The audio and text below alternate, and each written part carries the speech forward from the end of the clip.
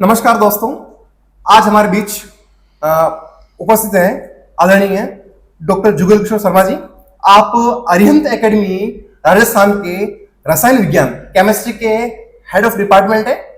आज हम आपसे जानेंगे कि केमिस्ट्री को किस तरह पढ़ा जाए कि केमिस्ट्री में आपके अच्छे मार्क्स आए। अक्सर हर स्टूडेंट्स की लाइफ में केमिस्ट्री एक ऐसा सब्जेक्ट होता है जो या तो उसको टॉप रैंकर बनाती है या उसके जीवन का सबसे बड़ा सिर दर्द बन जाती है। अक्सर स्टूडेंट्स से गलती करते हैं। फिजिकल केमिस्ट्री, ऑर्गेनिक, इनऑर्गेनिक तीनों को एक तरह से पढ़ने की भूल करते हैं, जिसके कारण से उनके मार्क्स कटने लगते हैं। तो आज हम सर से जानेंगे कि किस तरह से हम केमिस्ट्री को डील करें ताकि बच्चे नीट में, जेई में और बोर्ड्स में अच्छे मार्क्स ला सके।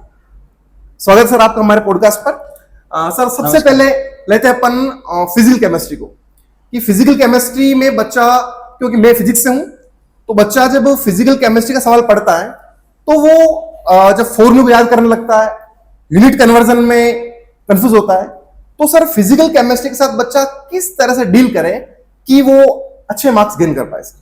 Thank you so much Arjun sir.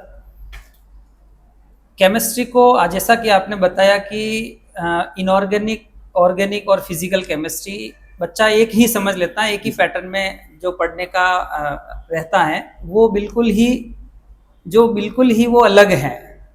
तो फिजिकल केमिस्ट्री के लिए मैं ये कहना चाहूँगा कि बच्चे को ज़्यादा से ज़्यादा जो है वो न्यूमेरिकल्स पर फोकस करना चाहिए, क्योंकि नीट और जेई का जो अपन देखते हैं उसमें न्यूमेरिकल प्रॉब्लम 70% वेटेज लगभग मान के चलते हैं वही रहता है, राइट?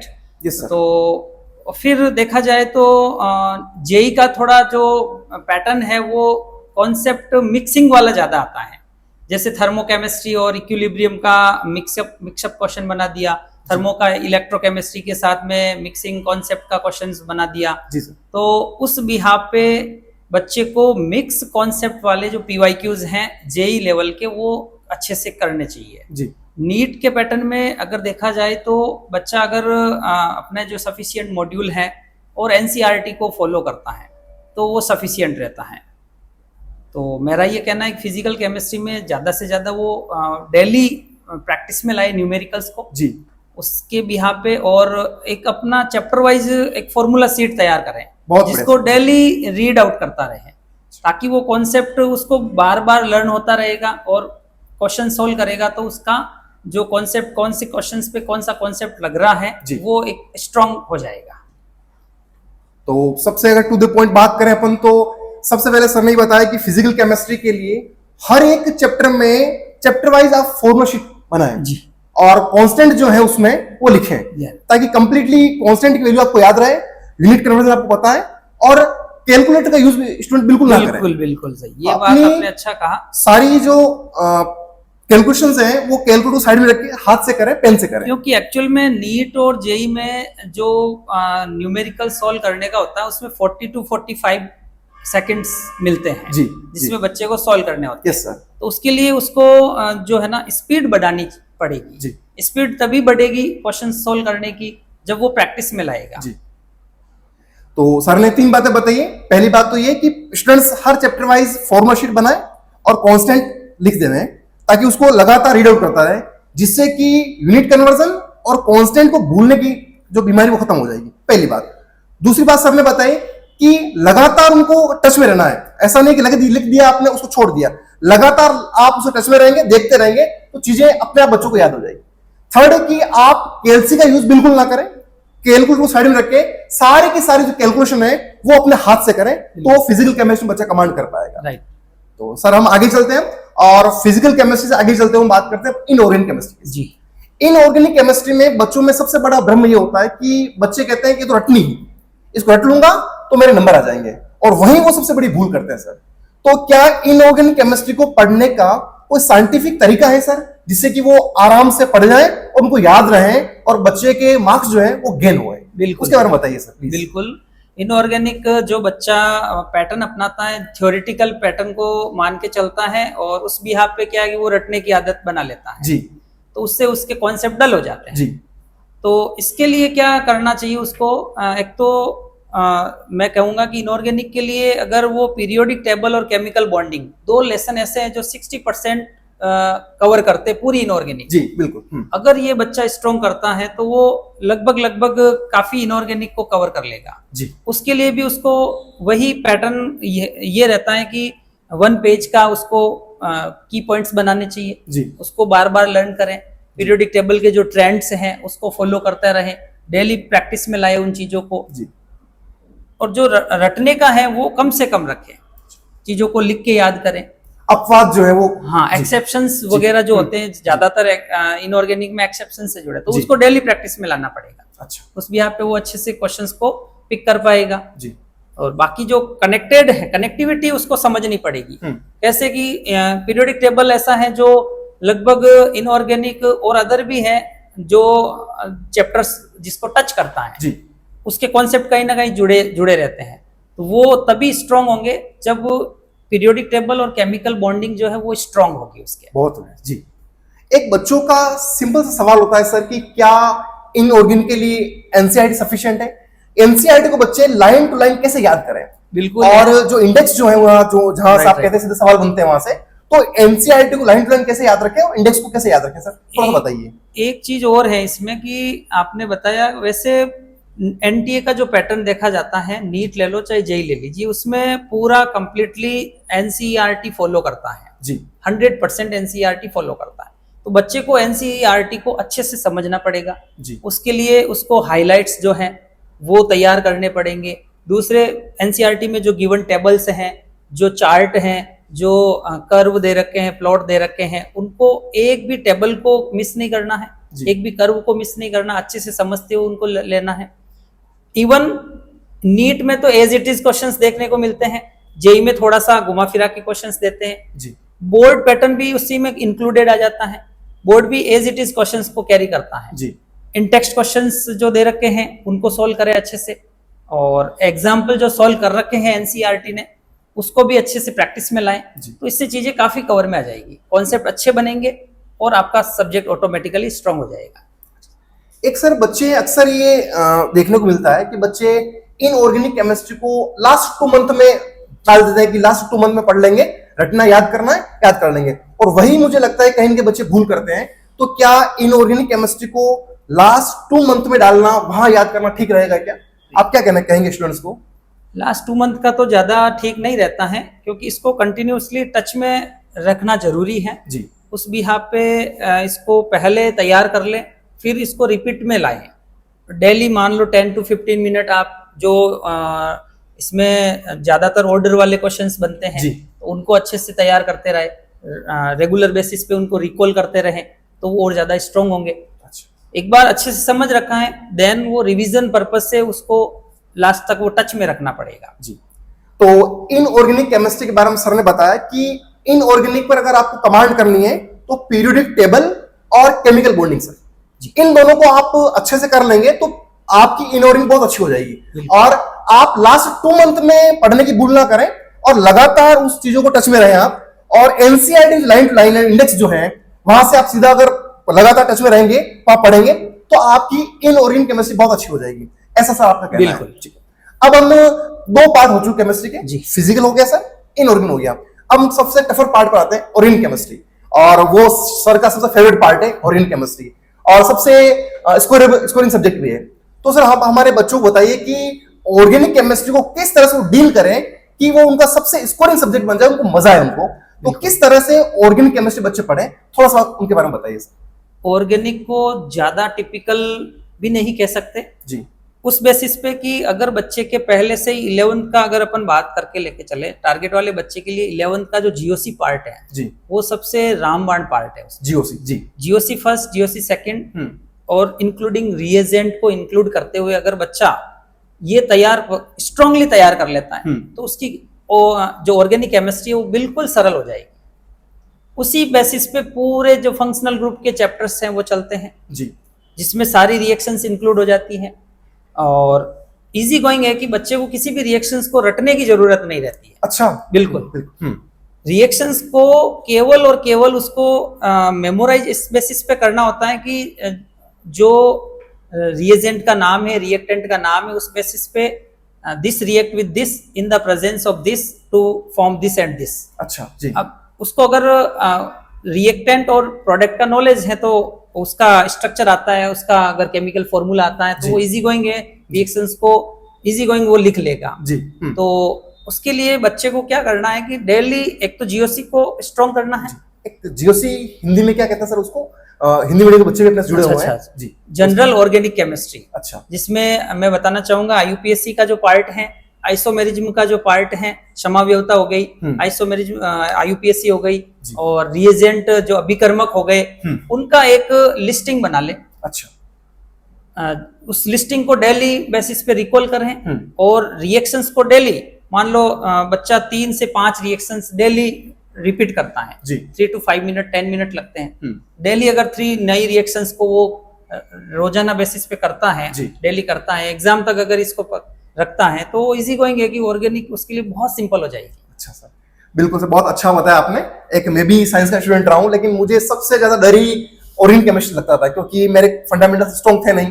तो अब आपने बताया कि ऑर्गेनिक केमिस्ट्री का जो रामबाण इलाज है वो ये है कि एक तो जीओसी और एक रिएक्टेंस जो बोला आपने, समावयवता और अभिकर्मक, अगर इनको बच्चा आप अच्छे से कर लेंगे तो इनके बेस पर आप पूरी की पूरी जो ऑर्गेनिक केमिस्ट्री है वो बहुत आपके लिए आसान हो जाएगी, टिप्स पे हो जाएगी और आप बहुत इसको एंजॉय करेंगे। और आपने कहा सर ये स्कोरिंग सब्जेक्ट है, ऑर्गेनिक केमिस्ट्री स्कोरिंग है, इससे डरे नहीं आप, और जो ऐसा सर ने बताया है उस तरह से आप चले तो बहुत अच्छा आप इनमें कर पाएंगे।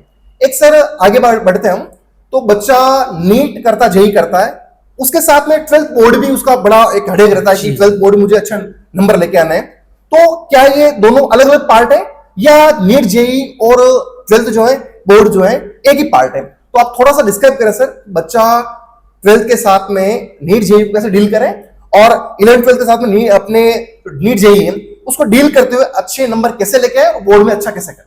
बिल्कुल, थोड़ा सा उसके बारे में बताइए। इस बारे में हमारे पास बहुत सारी क्वेरीज आती है, पेरेंट्स भी इस बारे में पूछते हैं जी। और बच्चों में ये कंफ्यूजन बना रहता है सबसे बड़ा, और पेरेंट्स में भी बना रहता है जी।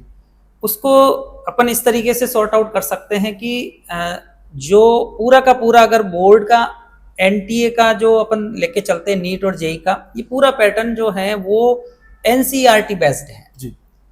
इंक्लूडिंग बोर्ड जो है वो नीट फाउंडेशन या बच्चा जेई फाउंडेशन लेता है उसमें इंक्लूडेड है जी। ओनली पेपर पैटर्न का डिफरेंस है।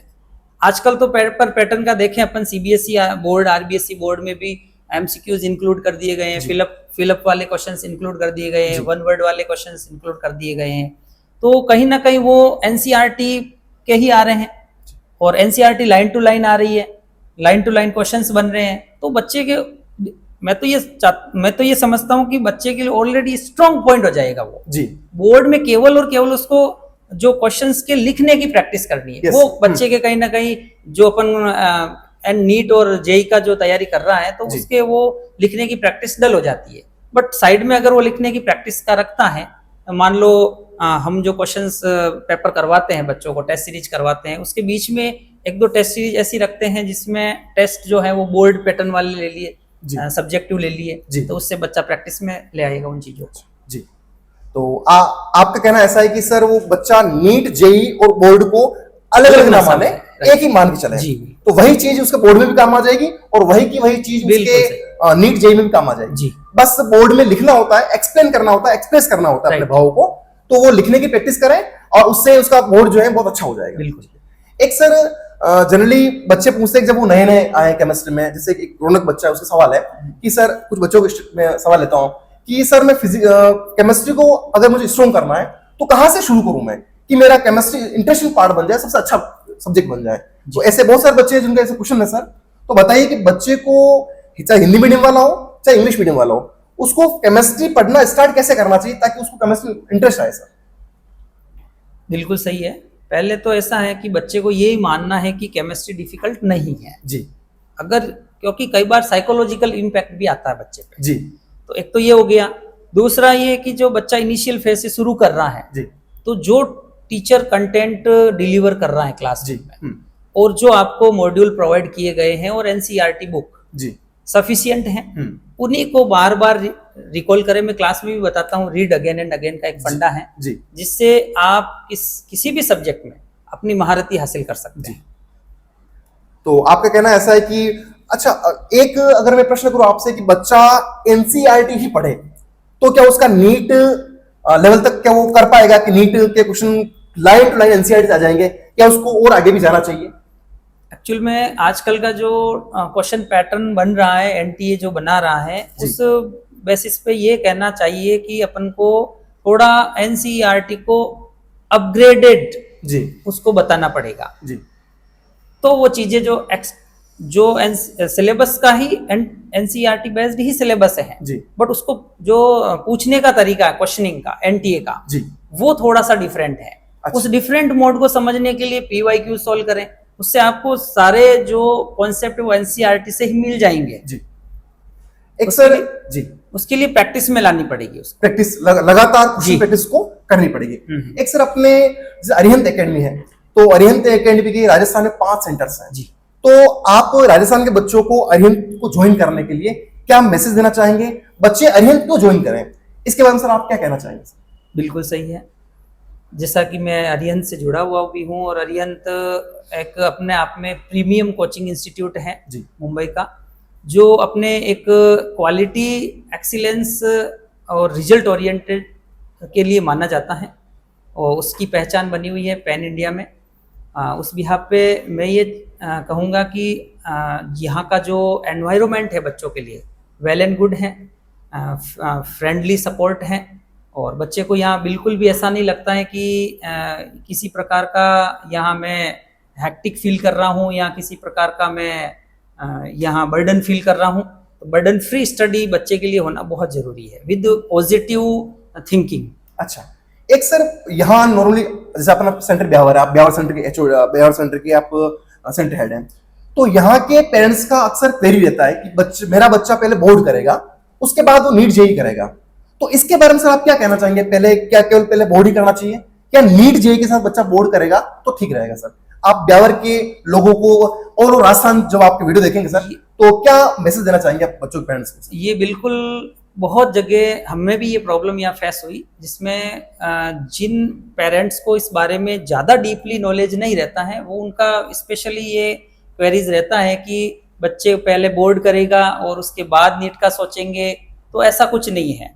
बच्चे को हमारे पास तो आते हैं ऐसे पेरेंट्स भी अवेयर हैं जो 9th से ही बच्चे को फाउंडेशन में डालते हैं, 9th से ही हम उनकी तैयारी का जो लेवल है वो नीट और जेई तक ले जाते हैं। तो ये केवल अलग से पार्ट ना समझे, एनसीईआरटी बेसिस पे पूरा इंक्लूडेड है जिसमें बोर्ड शामिल आ जाता है। अगर बच्चा फाउंडेशन करता है तो उसमें बोर्ड का पूरा जो है सिलेबस वो कवर होता है। अच्छा, कंप्लीट जो नीट का सिलेबस है वो 11th 12th की पूरी केमिस्ट्री की बुक्स हैं जी, और उनके पूरे एक एक चैप्टर्स विद प्रैक्टिकल वाले चैप्टर भी इंक्लूडेड हैं। अच्छा, तो कंप्लीटली कवर होता है इसमें।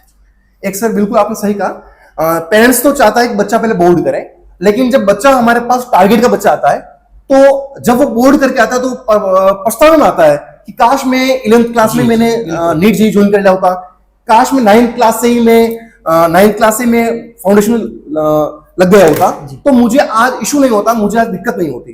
तो सर क्योंकि बच्चा जो है ड्रॉपर जो है वो पूरा ट्रेजेडी फील करके आता है, वो करके आता है कि मुझे 11वीं क्लास से ज्वाइन करना चाहिए था। तो आपके कहने का अर्थ ऐसा है कि बच्चा 11वीं क्लास से ही फाउंडेशन ज्वाइन करे तो उसकी बोर्ड्स जो है वो तो बहुत इजीली हो जाएगी। जी चलिए सर, बहुत बढ़िया। आज हमारे साथ थे डॉक्टर जुगल कृष्ण शर्मा सर। आपने केमिस्ट्री के रिगार्डिंग कि केमिस्ट्री को हम किस तरह हम बेसिक लेवल से एडवांस लेवल तक लेकर जाएं, ये हमने बात की। और इसके बाद हमने बात की कि ऑल ओवर जो बच्चा है वो अगर 11वीं क्लास से ही फाउंडेशन में एडमिशन लेता है तो उसको फायदा होता है और वो नीट और जेई के साथ में बोर्ड्स को बहुत आसानी से कर लेता है। सर आप अपनी तरफ से बच्चों को क्या मैसेज देना चाहेंगे? आखिरी अगर मैं कहूं आपको कि 2 मैसेज देना हो बच्चों को तो आप अपनी तरफ से क्या कहेंगे बच्चे की वो मोटिवेट हो और अपनी एग्जाम के लिए अच्छे प्रिपेयर करें? सर जी बिल्कुल सही सर। ऐसा है कि जो साइंस स्ट्रीम से बच्चा है जी फुलफिल जो है उनको मैं ऑल द बेस्ट कहूँगा और कंसिस्टेंसी के साथ अपनी प्रिपरेशन कंटिन्यू रखें और एनसीईआरटी को रामबाण समझते हुए उसी में प्रिपरेशन में लग जाएं और ज्यादा से ज्यादा क्वेश्चंस प्रैक्टिस करें। जी ये उनके लिए एक मूल मंत्र रहेगा। रीड अगेन जो है वो उसका फंडा अपनाएं, उससे डेफिनेटली उसको रिजल्ट मिलेगा। सर का Thank you कहना so है much. कि जी सर का कहना है कि आप एनसीईआरटी को अपना बेस माने और एनसीईआरटी को फॉलो करते हुए सर का गुरु मंत्र है रीड अगेन एंड अगेन। आप कहते हैं कि एक बुक्स को 100 बार पढ़ना अच्छा है, 100 बुक्स को एक बार पढ़ने से, तो एक बुक को आप बार बार पढ़ते रहें और एनसीईआरटी को अपना बेस माने सर, और रीड अगेन एंड अगेन। ये अगर फंडा अपनाएंगे आप तो केमिस्ट्री में आपका बहुत अच्छा हो जाएगा, केमिस्ट्री में आपके बहुत से मार्क्स आएंगे और नीट और जेई के साथ आप बोर्ड्स भी बहुत अच्छे नंबर से कर पाएंगे। ठीक है, thank you so much sir, Thank you आप so हमारे much. पॉडकास्ट सीरीज पधारे और ये पॉडकास्ट सीरीज लगातार जारी रहेगी। आप जुड़े रहे हमारे साथ में और फिजिक्स डिकोड बाय सर को आप सब्सक्राइब करें और लगातार अभी केमिस्ट्री वाला सर आए हैं, फिर मैथ वाला आएंगे, फिर बायो वाला आएंगे। इस तरह लगातार बच्चों को हम आपके लिए जो यूजफुल है वो चीजें आपके लिए लाते रहेंगे। थैंक यू बेटा, थैंक यू सो मच।